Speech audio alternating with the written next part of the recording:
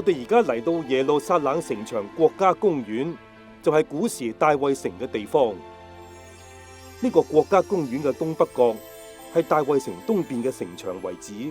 就喺呢度發現咗一段喺波斯時代建造嘅城牆。呢段長大約30米嘅城牆，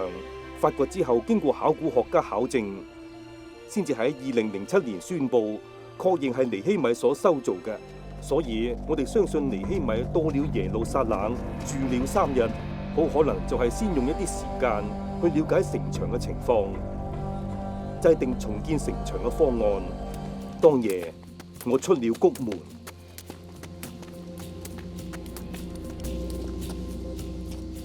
往野狗井去，於是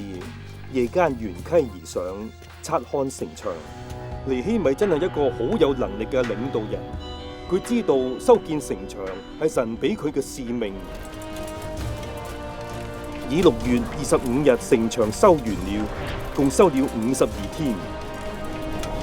當人提到尼希米嘅時候，通常諗到嘅係佢帶領以色列人重建耶路撒冷嘅城牆，但係尼希米記大部分嘅篇幅都喺度講尼希米點樣重建以色列人嘅信仰生活。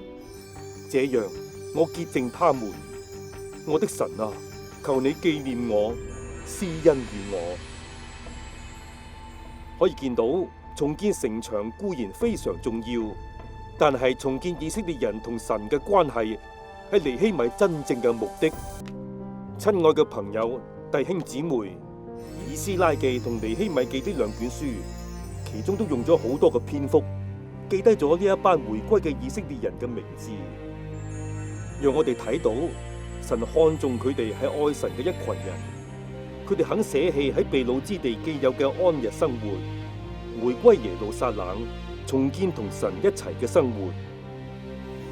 以斯拉記同尼希米記教導我哋要立志遵行神嘅話，